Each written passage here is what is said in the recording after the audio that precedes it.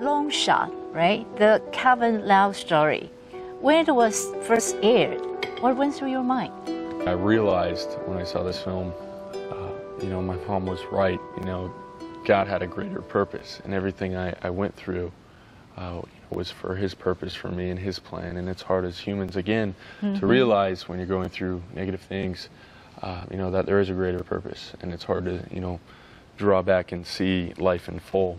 It did very successful. It was a documentary. It was real time. So the filmmaker didn't know that I was ever going to get a scholarship, and he didn't know I was going to meet the president, and he didn't know I was going to break my leg when he started filming it. So as everything was happening throughout my life, he was filming it, which made for a tremendous and heartfelt documentary. What was the most memorable thing that had happened?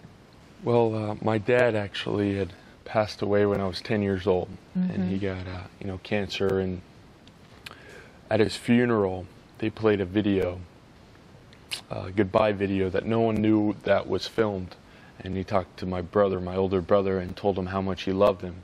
And he talked to my older sister and expressed how much he loved her.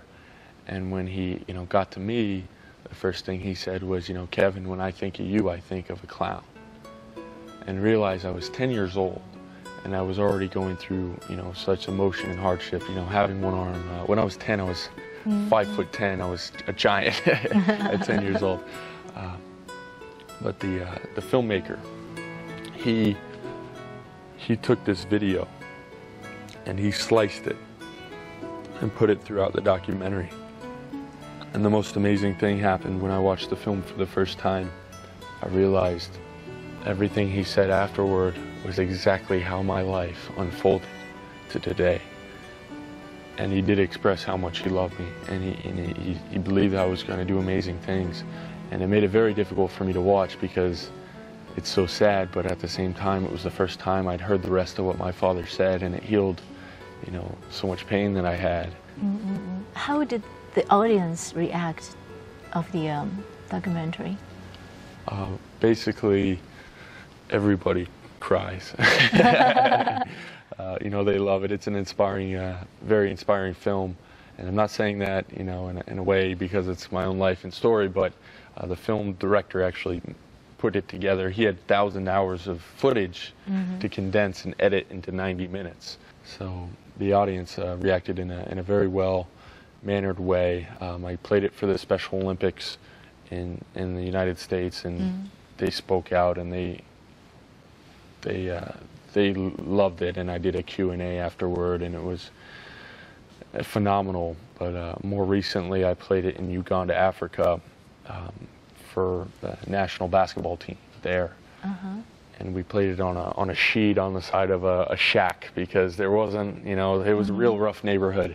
And, 40 plus people piled into a small room, and we all watched my film. And as I was watching it, I realized, from an American's perspective, I had been through a lot, in my personal life. I had overcome a lot of adversity. But as I was watching it, I was sitting next to these guys and living in the conditions they lived through for 2 weeks.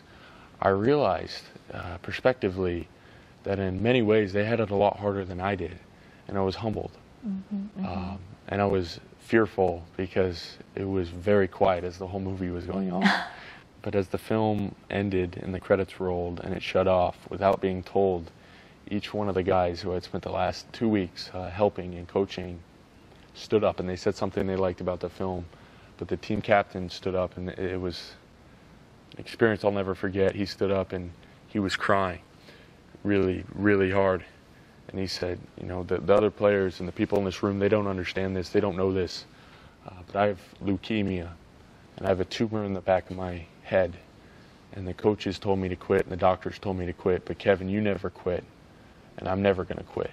And it was such a powerful experience in my life where I really had never felt closer to God, and His purpose and will for me.